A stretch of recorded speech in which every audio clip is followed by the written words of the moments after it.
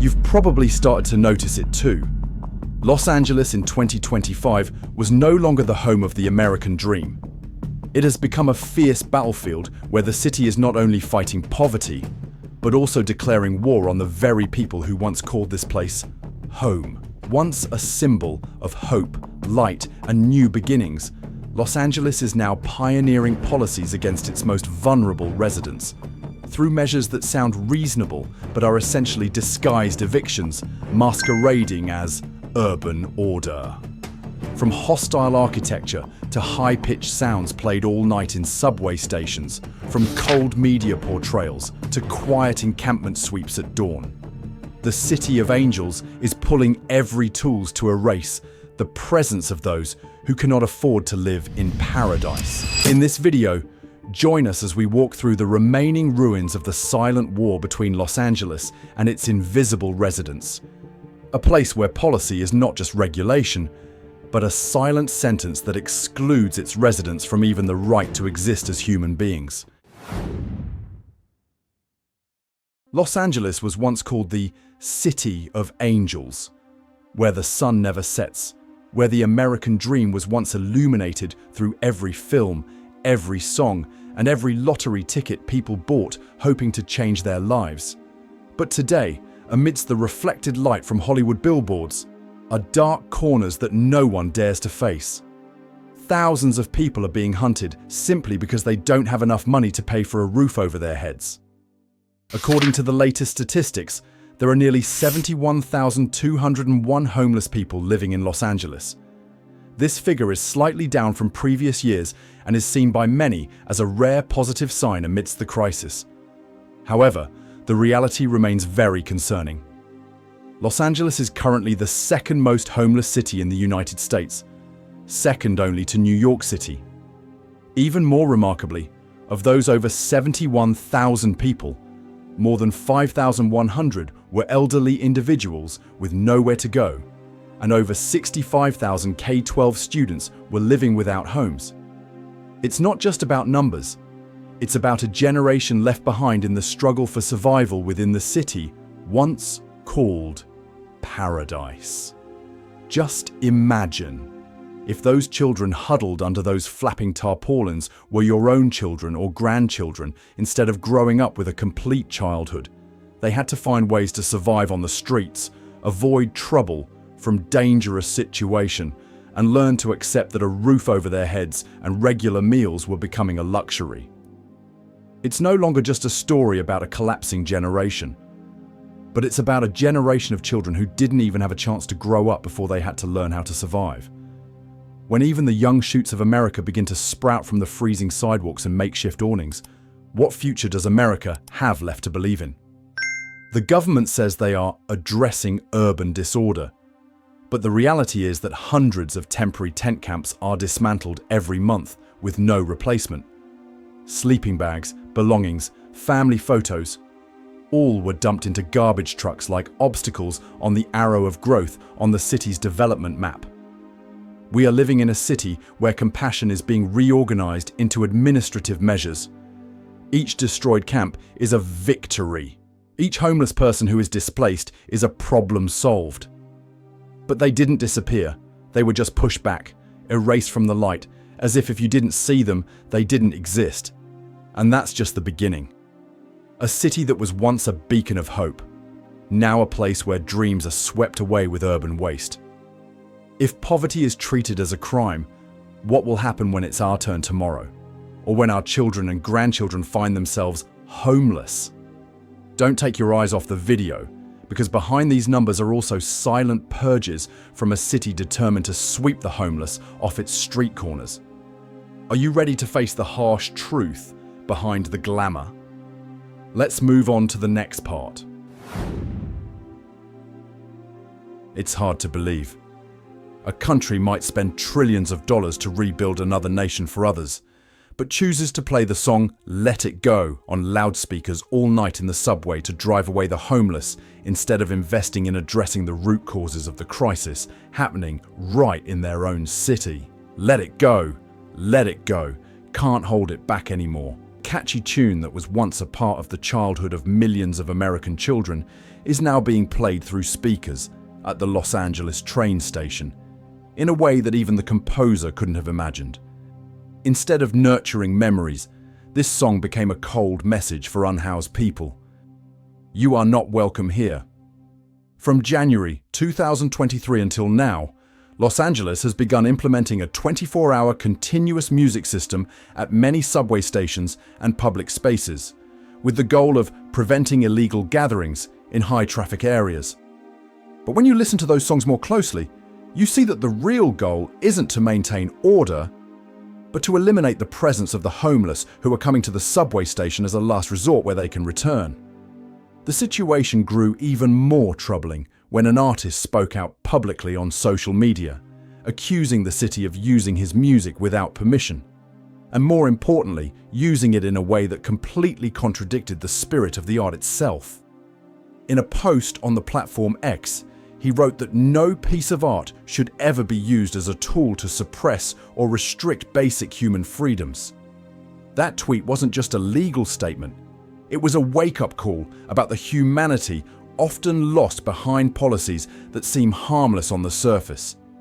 Reports show that the number of people sleeping in areas where music is played has dropped sharply over the past 6 months. To the authorities, it's seen as proof of effectiveness. To passers-by, it's just catchy background noise. But to the unhoused, that song sounds more like a symphony of expulsion. So after being pushed away time and again, where did they go? Someone has left the city.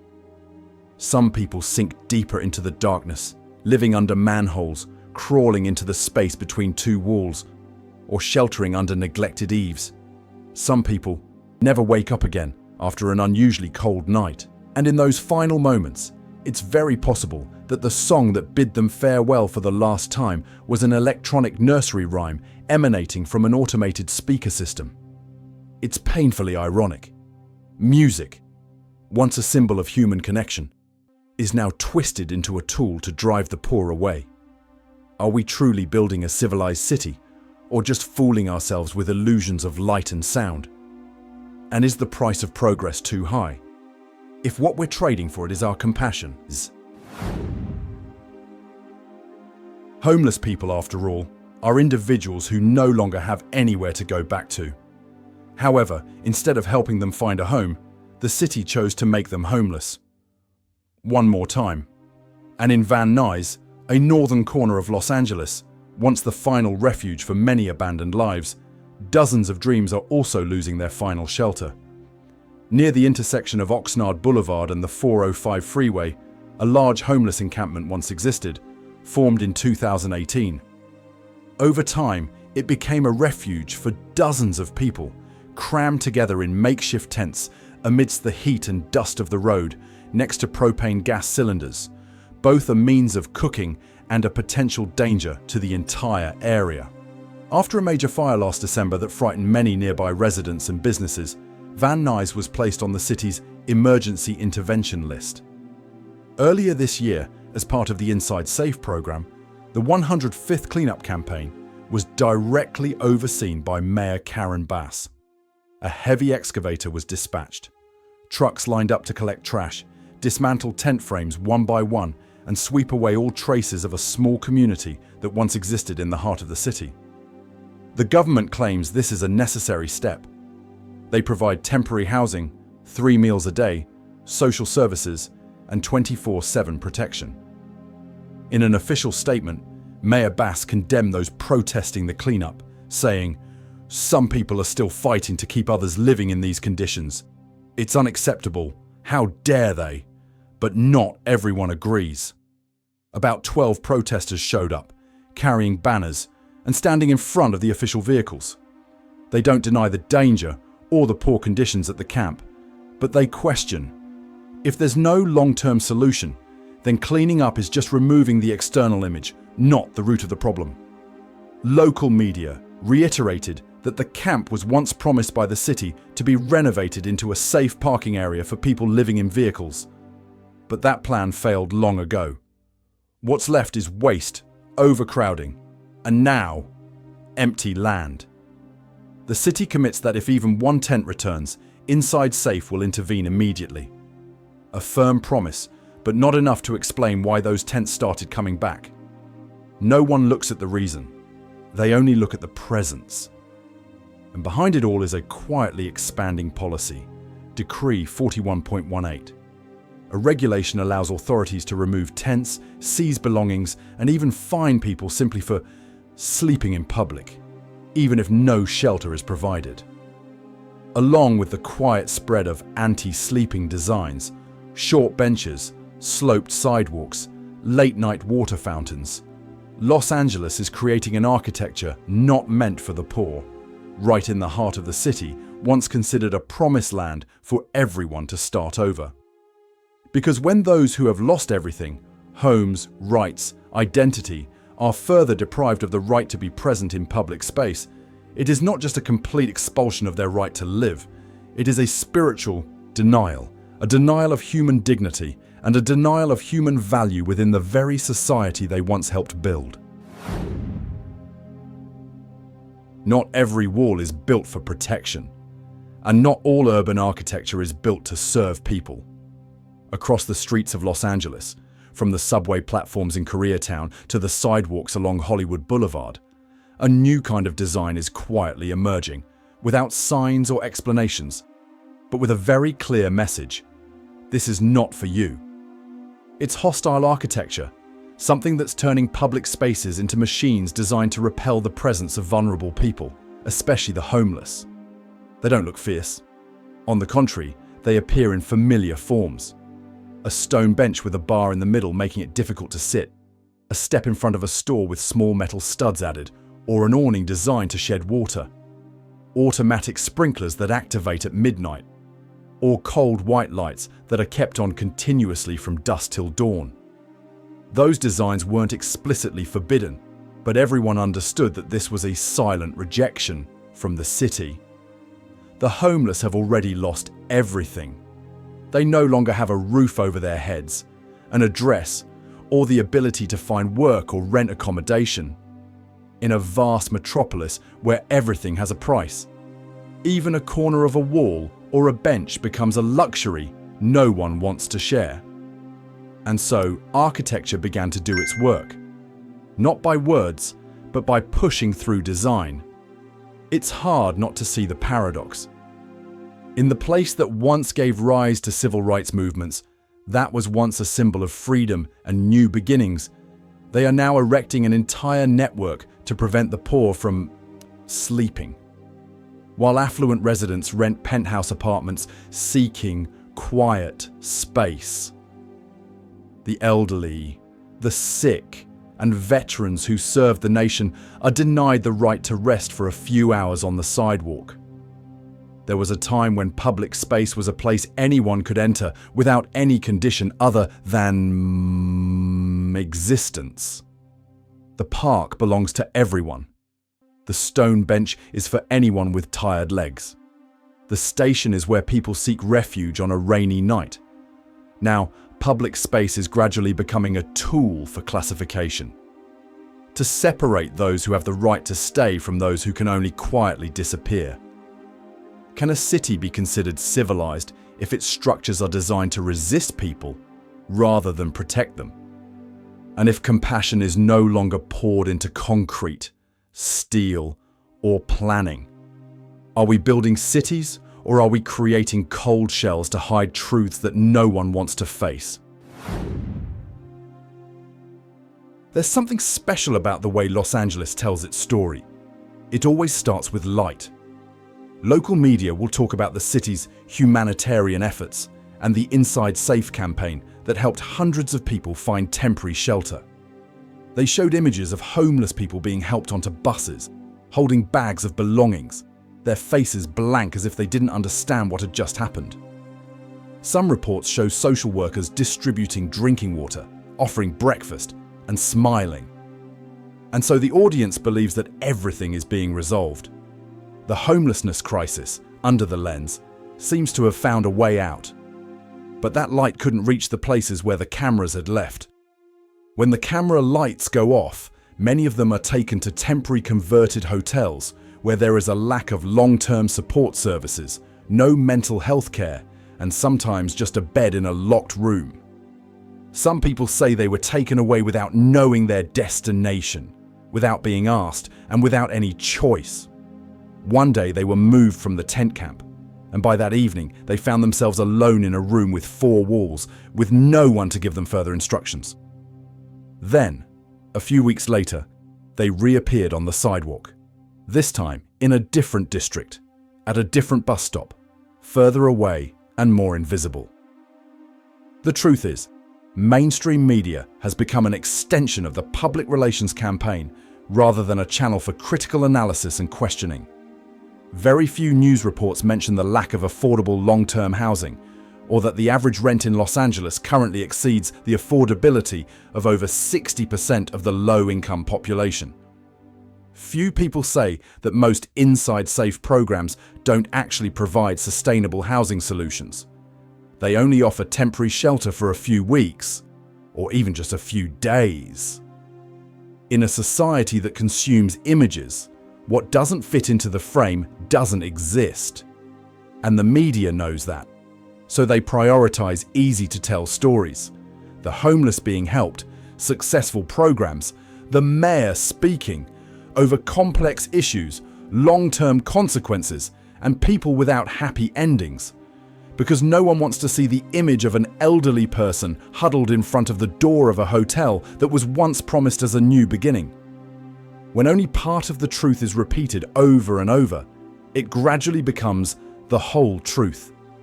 And at that point, public compassion was also redirected, from genuine concern to superficial reassurance. Are we watching a rescue?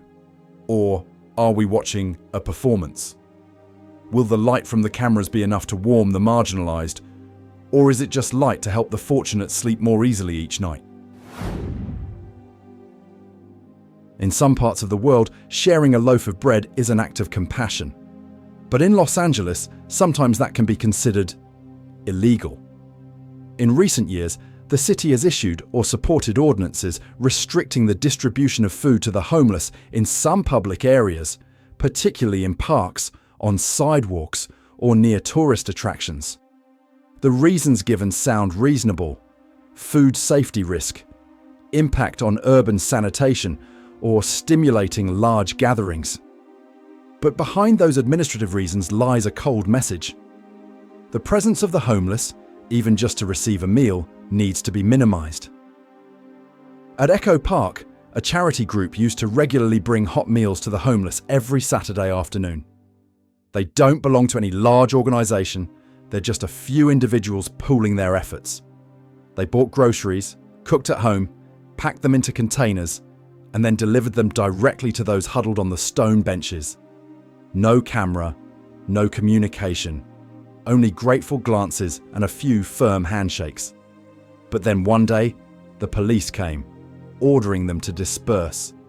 No permit, no public food distribution, no disrupting urban order. In a society where a bag of bread can be considered a violation, one is forced to ask, what has really changed? Is public space no longer common property, but rather territory controlled by aesthetics and economic interests? And if kindness is regulated by permits, will humanity still retain its pure essence? Banning food distribution is not just an administrative act, it is a symbol of moral reversal. When a city begins to prioritize keeping the scenery beautiful over helping others survive the night, it's not just a matter of policy, it's a matter of values. Those who are banned are not criminals. They are cooks who put their hearts into their work, believing that no one should go hungry in a country of such abundance. Every year, billions of dollars are poured into homeless programs in Los Angeles. But the paradox is, the number of people without housing continues to rise. Sometimes it even increased faster than the allocated budget. A painful question is gradually forming in the hearts of the people. Is there a homelessness industry that exists, where the more people living on the streets, the more budget, contracts, and opportunities there are to manage this crisis rather than solve it. In 2024, the budget for homeless programs in LA exceeded $300 million.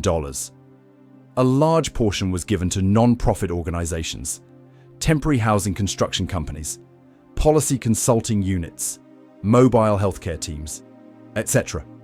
And of course, administrative, supervisory, and operational costs also increase accordingly. A temporary apartment valued at up to $835,000, equivalent to the purchase price of a real house in the suburbs, has previously caused public outrage. But instead of being an isolated phenomenon, this model of high spending and low effectiveness seems to have become the norm. Kindness has now been put on the production line. Every time a contract is signed, a report is published, or a campaign is widely publicized, it also means another part of the homeless management ecosystem continues to be sustained. An activist once shared in an interview, "If all the homeless people were housed today, thousands would lose their jobs." It sounds paradoxical, but that's the reality of this industry. This is also when services like BetterHelp become more necessary than ever. For both those who are helping and those who need help. A secure, online mental counseling space, flexible by the hour, helping them retain a sense of identity and compassion while the world around them is overwhelmed by numbers and procedures. Are we truly helping the homeless? Or are we building an entire economy based on their suffering? And if that's the case, then who is the first person who needs to be saved? The homeless person, or the system that is used to keeping them in that state?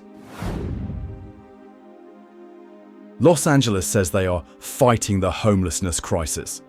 But after each campaign, each time the camp was cleared, each time the people were expelled, what remained was not a restored society, but the smouldering embers of a war that never ended. From Van Nuys to Hollywood, from Venice Beach to Skid Row, hundreds of encampments were cleared. But just weeks later, tents popped up again elsewhere. Each time this happens, the homeless don't disappear. They are simply pushed further away into darker corners, more dangerous alleys, or suburban areas where the authorities pay less attention. In downtown LA, some areas that were once cleaned up have become filled with trash, used medical supplies, and traces of those who once lived there. There are no more homeless people, but nothing else has taken their place. Just an empty, cold, soulless space. One activist once described it this way: "We are playing a game of cat and mouse with the shadows. Every time we clean a place, the darkness just moves elsewhere and becomes thicker." But if this is a war, the question is, what does victory look like? Is it when no one sees the homeless person anymore? Or maybe they're not homeless anymore? Until that question is answered, every campaign, no matter how successful it is declared, leaves invisible scars, not just on the streets, but also in the community's psyche, where one side feels abandoned and the other has to question compassion.